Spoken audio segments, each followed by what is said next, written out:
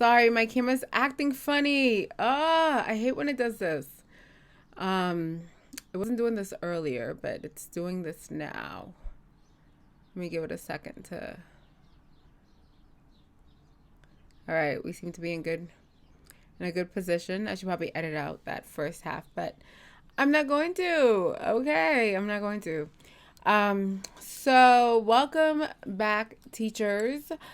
Welcome to the teacher quarantine room. Um, I I wanted to make a video because we're all in the house now. So what are you guys doing? Because I'm sitting here just doing nothing now. And not that I don't want to continue doing nothing. I have a lot of projects that I should be working on, but it's so different not to be like in your normal pace of things and not to be able to go anywhere. Like, it's one thing if it's summer and you can go out and have a good time with friends, and but now everybody's quarantined, so that means we're all on the internet, which is why I was like, hey, maybe I should say hi to some teacher friends on the internet. On the internets. I am drinking ginger tea. It's like my new thing now. I don't know. My new weird obsession of the week, I guess. So what are we gonna talk about? First thing I wanted to talk about was actually was really what's gonna happen to us in terms of MCAS. So that's our state standardized test. Are kids gonna take MCAS? Are they not gonna take MCAS?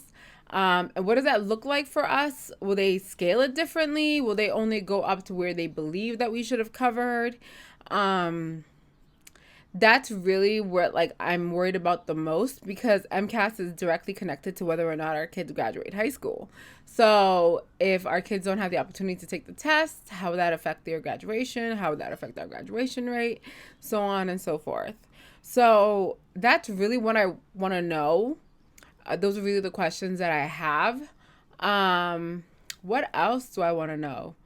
I do want to know your opinions. So please leave your opinions down below and we can continue this discussion. Unfortunately, YouTube won't let me do a live until I have about 1,000 subscribers. So definitely like, share, and subscribe to this video so that people can subscribe and we can have these crazy discussions. Which is eventually what I want to do. So let me tell you guys what my one project is. So definitely leave your opinion below. But let me tell you what my one project is. So I'm working on this project. It's called Emerald Educational Services, right? And what my goal is to create that. This is just a dream. And if you know me, I have like 10 million and one ideas. And that's one thing that I'm good for, is like the creation of ideas.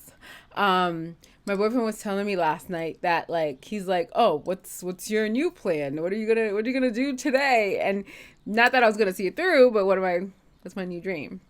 So that was pretty funny. But I want to create what's known as the Emerald Educational Services.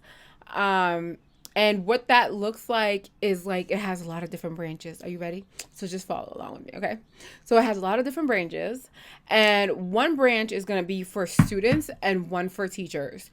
And the branch that are for students breaks down like this. So it's going to be like getting into college, how to write a college essay, how to be pre-med, how to pick your major, hopefully some sort of aptitude test that I can give them so they can figure out, what it is that they like. Or even basic tutoring to pass to get into high school, SAT prep, MCAS prep, state standardized test prep. All of that. That's going to be just the student portion. Then the teacher portion is more for independent teachers.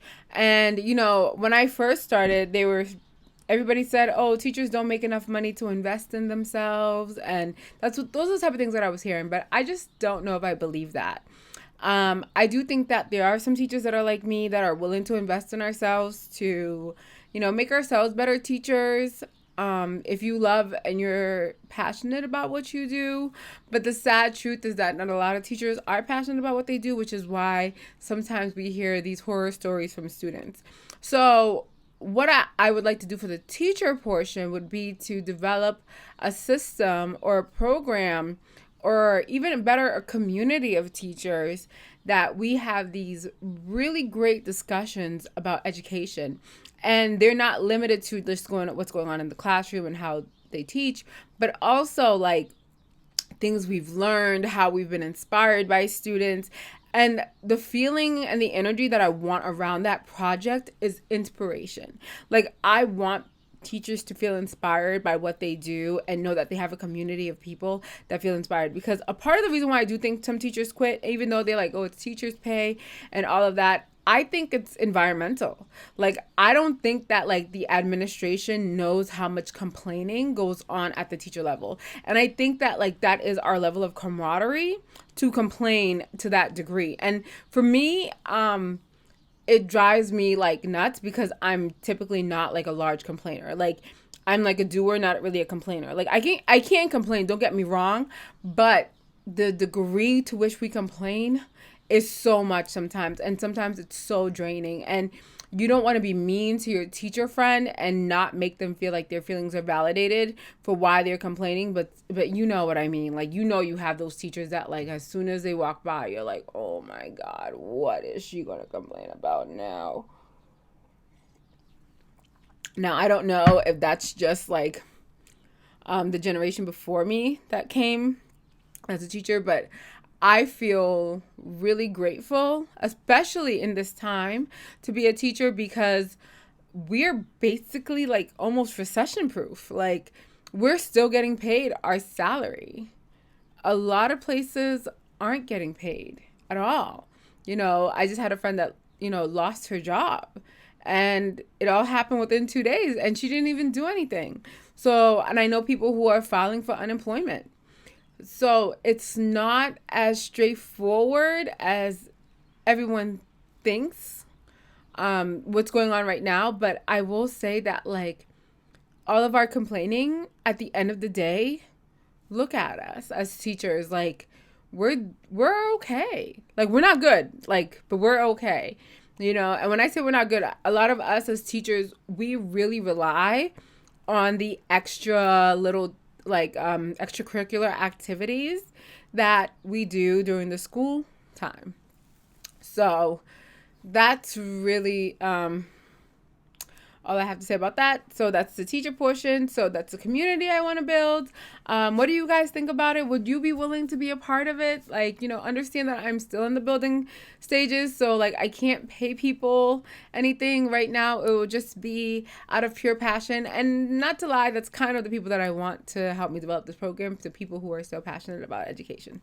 So if that's you, definitely leave a comment below. I read all the comments. I check them. I respond. So yeah, I will see you guys on my next video. So like, share this video, subscribe, and we'll have another conversation tomorrow. I don't know what I'm going to talk about tomorrow. Maybe I'll talk about some of my teacher projects at home. I don't know. But join me tomorrow for teacher quarantine in the teacher's quarantine room. Okay. I'll see you guys later, and go get yourself some ginger coffee, because some ginger tea. It's really, really, really good. Okay. Bye.